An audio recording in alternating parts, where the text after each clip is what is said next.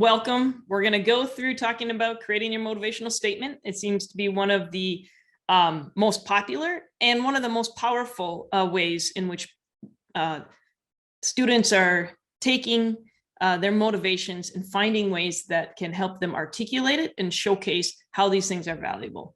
I'm Sarah Johnson. I'm the Associate Vice President here of Solution Design at True Motivate. What does that solution design mean? Basically, it means we'll help work with you to come to the right solution. And sometimes that's like looking at people's curriculum, thinking about the challenges that you have on campus, to ways that we can help integrate True Motivate so that it isn't just a single event, but it actually helps move success and impact for your students on your campus. So that's one thing that we take pride in, is we really believe that this tool can be life-changing for our students. So my motivational statement is taking my motivations to create an introduction, which is one of the popular ways that I know that several of you have used motivational statements with your students. So one, and then I'll see if any of you remember my motivations or can pick them out, because like knowing all of you are facilitators or facilitators in training, we'll test your skills and knowledge on it. So one, I'm motivated to create life-changing products and services with students, which is what drew me to True Motivate in the first place. I've served in education. I'll age myself, but it is over 20 plus years. I know, how do I look so good after all those years, right? So this also includes working in K through 12. So my first job in my life, first career job in my life was a middle school science teacher, working with middle schoolers, all the way through higher education and student support, career services, and also serving as adjunct faculty, to even military service, those that were transitioning from the military to the civilian workforce. I do enjoy contributing in a way that keeps our team moving forward to be the best at what we do. And it's not just putting a product out there, but creating a report and the supporting materials and our services that will make a distinctive impact on you and your students. So here's the challenging part, because we're always about learning. How many motivations, and did you recognize any in there?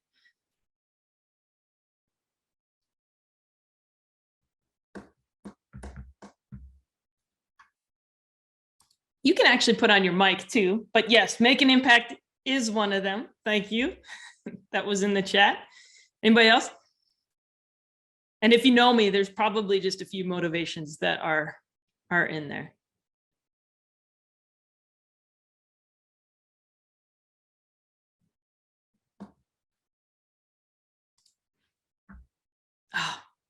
Well, either I put it into it so subtly that you were drawn into it without actually thinking that I was really forcing it in there. One is Excel. Excel is one of my top motivations. So unfortunately, Kelsey, who is with us, she is kind of my right hand, works everything very closely with me. So she knows that we are like not settling. We're always improving, always looking for the best in things. So there is that Excel component that's in there.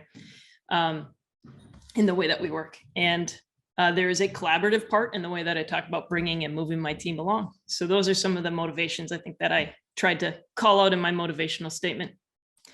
The other person here on this call you'll see is Cynthia Favre. I am really excited that Cynthia is going to help share some of her experiences, the way she's worked with motivational statements, the impact it's made on her campus, and those fumbling, wonderful lessons learned and best practices that she's learned along the way of implementing it. Cynthia, I believe your official title is the Director of Vocation and Career Readiness at Gustavus College. I know that she's been there for probably as long as I've been working too, right? So I know that you've had several different changes and promotions along the way. And Cynthia I've known Cynthia since I was in career services with the Minnesota Private College and many career fairs that we've had together and enjoyed our time together. And I really appreciate also the friendship that we've developed over that time. And she was one of our seasoned True Motivate facilitators. And she'll be sharing some of that amazing, both feedback from the students and what she's seen there. So Cynthia, I'll give you an opportunity to add more to introduce yourself. Sure. Thank you. Thanks, Sarah. Thanks for inviting me to be with you today. Yeah, I'm Cynthia Favor. I'm here at Gustavus Adolphus College in St. Peter, Minnesota, which I don't know where everybody is from, but we're about an hour south of the Minneapolis area. And yeah, I've been at Gustavus for 32 years, and Gustavus was not my first job out of college. So I've been doing this work as longer than well, I can now tell my students that if their parents graduated from here, I was here helping their parents. So I'm on the second generation, so that's fun. I've been using True Motivate. I use it individually with students sometimes, but I'm really excited to be able to use it in some classes that I'm teaching, because then you can get a group through and instead of just suggesting that it's a good idea, I can actually make them do it. So I've used it in with my January course. So here we have a January term, which this past January was 17 class sessions, so not very many class sessions, but so a 1 month kind of experience. That class is called Design Your Future, and it is kind of the first part of the career development process, the self-assessment, the self-awareness, the exploring careers. And I've also used it in a half semester career readiness class that is more on the second part of the career development process of actually getting ready for job search. So I've used it in both those settings. So we'll talk a little bit more, but that's, I guess, a little bit about me to start. Thank you. Appreciate that. I also know that many people here on this call have used motivational statements with their courses and with their students. And as we go through this session, I'd love for all of you to also contribute if you have any insights or best practices or lesson learned and questions for any of us to answer. And Cynthia will take and field questions too as we go through it. One thing that I'd like to do is I'm going to go through a very high level of our what we mean by motivational statements, because I know we have some new people that are learning and getting involved in onboarding here as we go. But I'm just going to give you a couple examples here of what we mean by motivational statements, and for you to start thinking about, once you create them, how can you take it and adapt it in different ways? So let me share. We'll get through.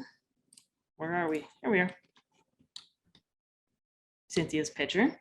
So some things here with the motivational statements is to really think about what it might mean in the way that you use them. So understanding what it is, we have some examples here that are going to take us to help understand that there are just some ways that taking your story, identifying your motivations, and then being able to articulate that together.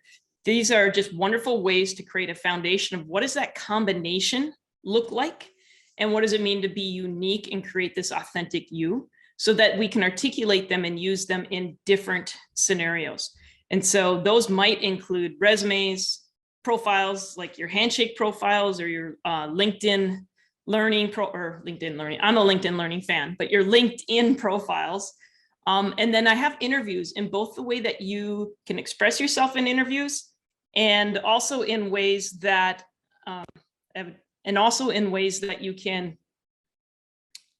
ask questions or think about questions to ask the interviews that are really advantageous and valuable in the way that you think about the work and evaluating even organizations that you work with. I know sometimes we talk about asking questions to employers as being quite valuable, and then we take a list of 20 questions and go, yep, I'll ask that one, I'll ask that one, I'll ask that one.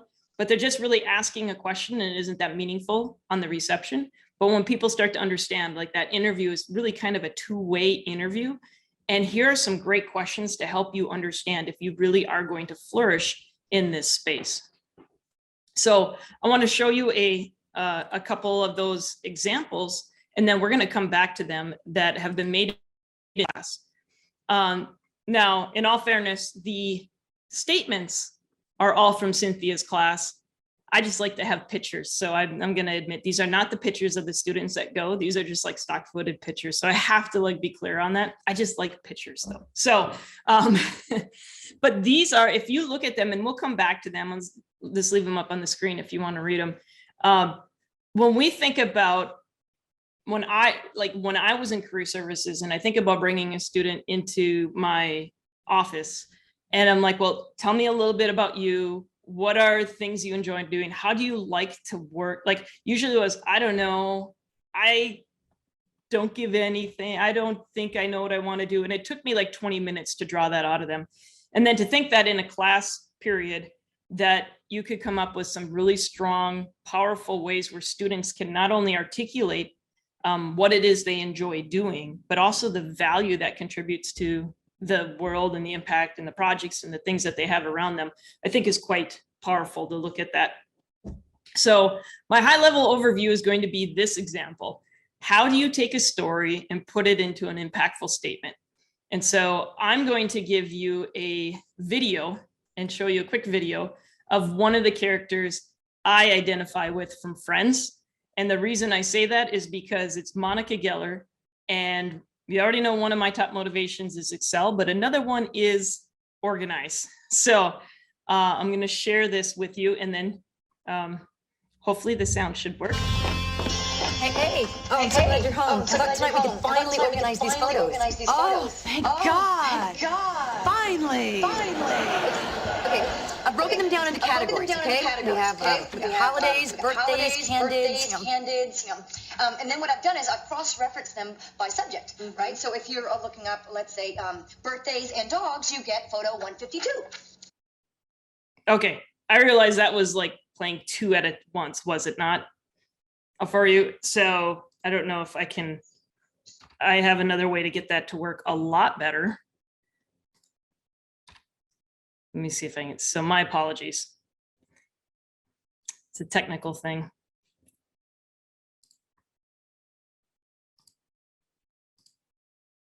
I'm gonna back this thing up here and do the old. Hey, oh, I'm so glad you're home. I thought tonight we could finally organize these photos. Oh, thank God. Finally. Okay, I've broken them down into categories, okay? We got holidays, birthdays, candids, and then what I've done is I've cross-referenced them by subject, right? So if you're looking up, let's say, birthdays and dogs, you get photo 152. See? Oh, it's me and LaPoo. Wow, I missed that dog. But you can also find him under dog and dead. Great, thanks. Okay. All right, hand me that other box of photos. That's the very last one. Okay.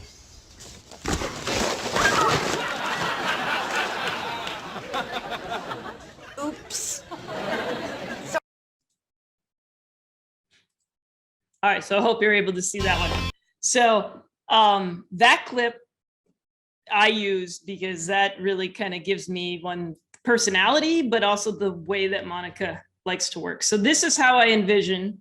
I tried to get Monica Geller to take the True Motivate assessment and find out she's not a real person, but a character on TV. So here's what I envision Monica Geller's True Motivate results to be. And how many of you are Friends watchers? Yeah. So yeah, how can you not be? It's a great show, classic.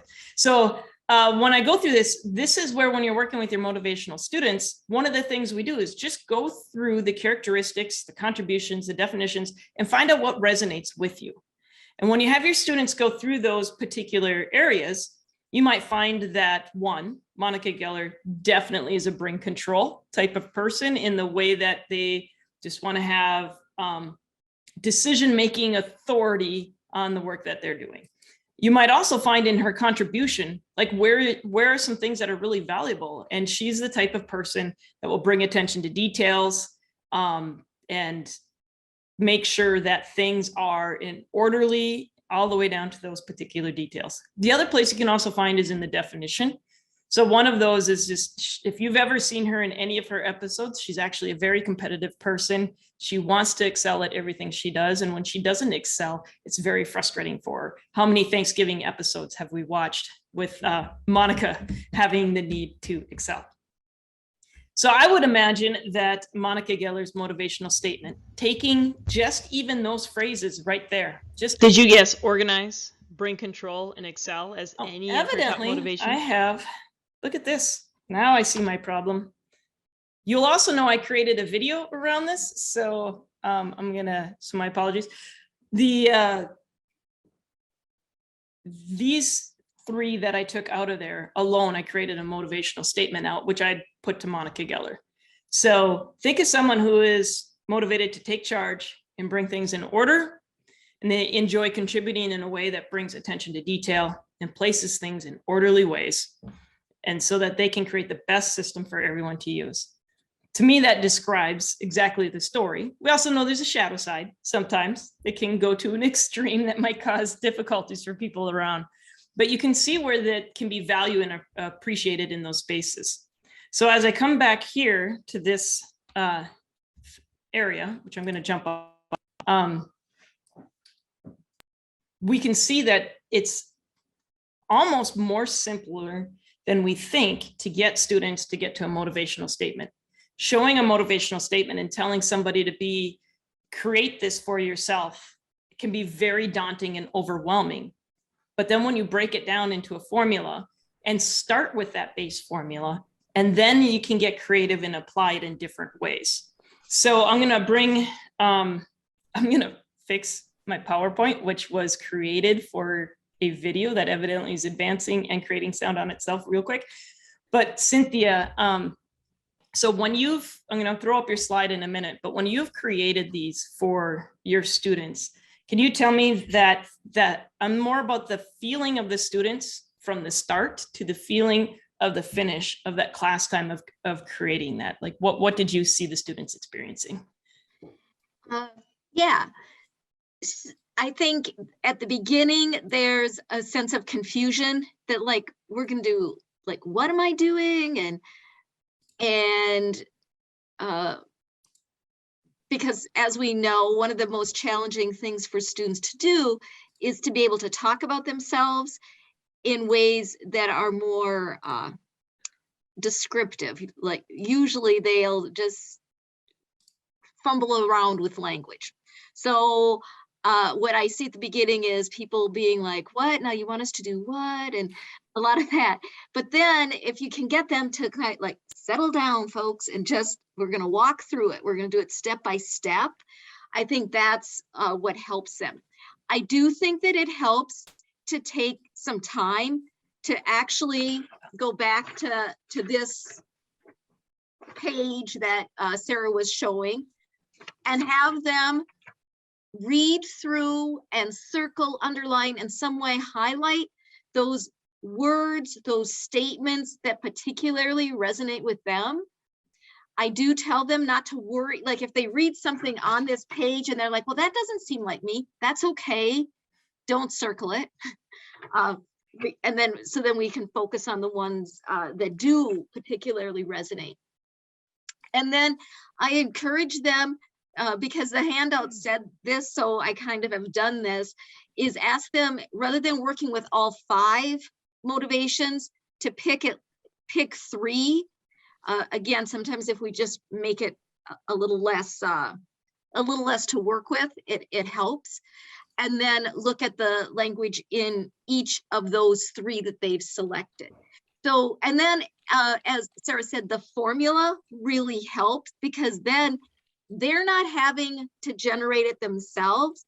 They're going back to this page and they're picking out words to fill in the blank. And then as they do that, then they end up with a statement, and then they start saying, oh, I did it. So there's a very much a sense of getting something that is tangible and usable for them. One of the common pieces of feedback I get is that it's not just busy work. I don't know where they get busy work in college, but apparently it's something that they don't like. but they're doing something that they actually get something they can use in a practical way. Thank you. And so when you think of like the way they can use it in a practical way, what are some of the ways in which you've seen your students or had your students use it? Yeah, one of the things I do in the class is have them record mock interviews. We use big interviews. So they go on big interview and they answer questions. And the last question I always put on there is there anything else that you would like to add? And some of the students actually use their motivation statement as their, as you're thinking of your candidates, remember that. And then they gave their statement, which I thought was great. I have seen it show up in cover letters. I have not, I guess I don't look closely enough at their profiles. I haven't looked at LinkedIn profiles or Handshake profiles, but I have seen them use it in those. And also the other one was when we practice elevator pitches, some of them will also use it as part of their elevator pitch that we practice in class. Is it all right, Sarah, if I also talk about other ways that I use it besides the students' use? Yes.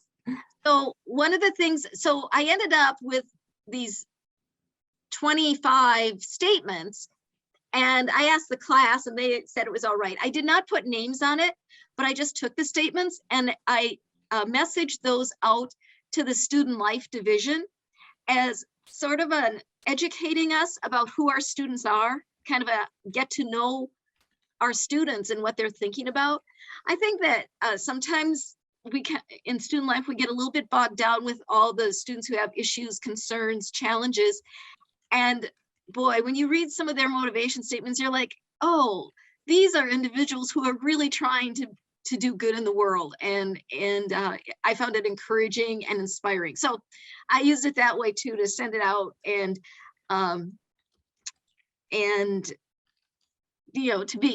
as inspiration for the staff in student life.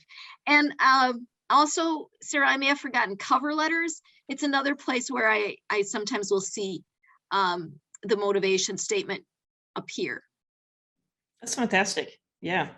Thank you. I love that taking that and sharing that with your student life and your faculty to sometimes we have built, and we're always breaking down some stereotypes, or we've got some focusing on some challenges that are happening. And sometimes as one of the most common things I hear, the disengaged student of today. Mm-hmm. So the fact that you took those and you shared those with your staff, kind of that reinforcement of why we're here, the valuable work and the desires they actually have, which are deep and meaningful. That's actually really powerful. So I appreciate you sharing that. I know that there are other people on the call who have used motivational statements. Are there other ways in which you have used them? Because I'm on a, sorry. One of the ways I don't think that they're on the call. I'm looking at all of the names. I'm exhausted. There's one of you that has your, like 2.5 inches of I'm snow. trying to look. And I figured that way. Is that Christine? I can see him. Kelsey, are you on? Can we mute? There we go. Thank you. So one of the things that I know one other person has done is they work with one of their alumni profile systems. I don't know which one it was, if it was People Groove or something like that. But they were introducing themselves to their mentors online, and they created a introduction, kind of like I did at the beginning, that would go into their alumni profile for their matches that they had. So, so anybody else out there have, go ahead and take your mics off and add, any of you out there have used them in different ways?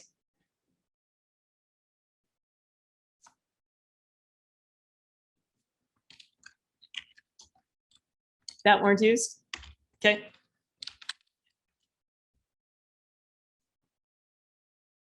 I know that some people have also used them in introductions, so that they have had presentations of projects, or they've had like their senior final component, and they've used that in creating their just personal introduction in the way that they've done that. So we've seen that they've used that. So imagine being able to create in Cynthia's class. How long is your class? How long do you think it takes you? Is it a 1 hour class? What is your class that you, or ideal? Because I know you have it in a couple classes. Yeah. When we work on this, it's, you know, I think about it in hours, but it's actually not. It's more like a 45 minutes. And that includes, I encourage them to, you know, so they write it and then they get into pairs and they share it with each other. So I think there's some real value in hearing themselves say it and own it. And so in that, you know, the time that we spend on it, we include time talking to each other and saying it out loud to each other. I also, along those lines, I also tell them not to over worry if it's not very smooth, because if you kind of hang those little phrases and words together, it may not be grammatically correct and be all smooth and easy. But that's, I tell them that's okay, that'll come, you know, you can keep working with it. This is just the initial try at it. And I also tell them they can try it with, like, if they don't use all 5 of their motivations in creating it, they could go back and try different ones to see if another set of the motivations works better for them. That's actually a good tip. I'm going to write that down. So those of you who have done it, I'm going to put up here, I've been live doing this and creating these tips. So I might have missed some. So if you see it, so, cause I want to be able to share these, but, what are like those best practices and lessons learned? So Cynthia, I know that some of these up here you haven't mentioned, you told me about them. So, you know, tell me a little bit more about how these lesson learns kind of came about. Yeah. So I had one class that was all in person before COVID. And then I had one that was all online. So we weren't meeting in person at all. And then this last year, we tried to be all in person, but then we had to go half online and half in person. So what I really found is that it's easier to explain and help students understand, especially the part where you're asking them to go through and pick out language and then use those words in the statement. I find particularly international students sometimes have challenges to understand, like, what is it that you're asking me to do? So I found it easier in person. And what's really, really hard is when I had half of the students in person and half online. That was really hard. Either all in person or all online seems to work a little bit better. Yeah, and then asking them, I think actually having this page hard copy, their summary report, having it hard copy in person where they can circle and draw, I think makes it a little bit easier. And like I said, not worrying too much about if it all just sounds exactly perfect as they read it out loud. And then, yeah, I mentioned this about saying it out loud, practicing it out loud, and trying it, you know, retrying it in with different motivations, or picking out different words and seeing if you like that better. So those are some of the things. I'm trying to think if there was anything else.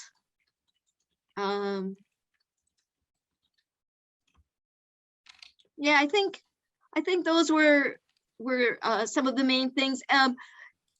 Giving, and you know, when I did it for the all online, just there's the worksheet that comes with this activity that has kind of, it's the circles and the target and this in the template for the statement. When I was all online, they basically did it on their own. We didn't try to do it virtually, and that seemed actually to work fine. So and now with the video that Sarah has, I think that will go even easier. And one of the challenges in class settings is that you run out of time. Like I have so much content and like, how do I get this all in? How do I do all this? So I'm not sure how it will work. I'm hoping to try in the spring to ask them to do the video on their own, and then go ahead and go through the activity and draft their statement, so that when we're in class, it's more the sharing instead of the activity of doing it. But I would think I could also see doing a workshop setting where you say, yeah, you know what, in 45 minutes, we're going to take you from having just done the assessment to getting the statement done.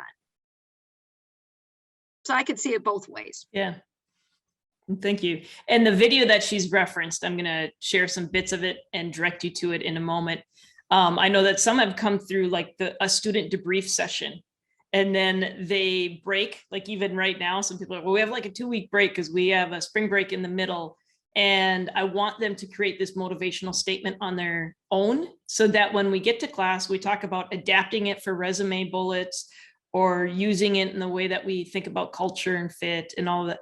They want to have some of that groundwork done before. So I'm going to show you in a minute a video that I've created that is for student focused, and where you can access it if you want to have it available to them. I know some people are using Canva or Blackboard or something like that, or just sending it out to them as a way to do that. So I think Cynthia I was talking with you, we were talking about bringing up the international students, and that worksheet activity, which uses the circles, and we've kind of referenced them as targets, was something that was a little confusing. And it was a really interesting conversation because using the words targets didn't resonate very well, like to hit the center of the target or to get whatever is most meaningful and resonates most clearly with you to the middle.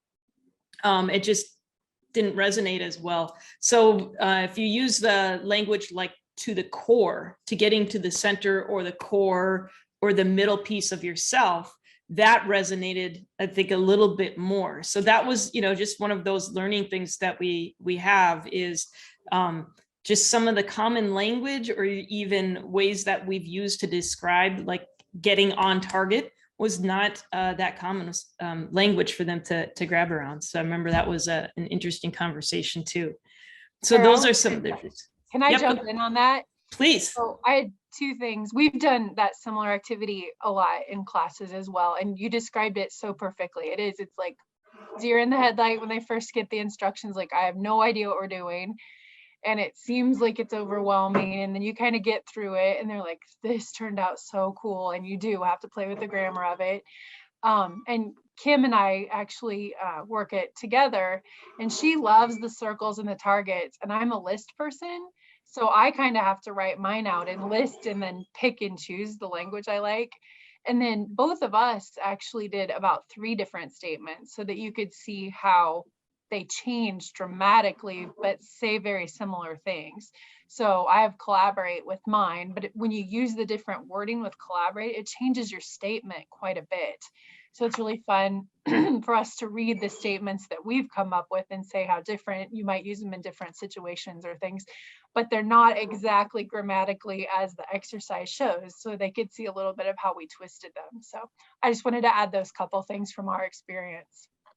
I appreciate that. That's friends in Nebraska there that are in warmer temps. Are Nebraska I didn't say friends. Hastings College. So, Hastings College. So yeah, and that happened to be sometimes when on my routes of driving to Arizona. So I got to visit Hastings College on the way too. And Christine at St. Cloud gave in our chat a little nice distinction, thinking about it as core is more to who you are, and target sometimes is to what you do. So that's really kind of, in the way that we think of words and language and some of those things. So I appreciate that comment too.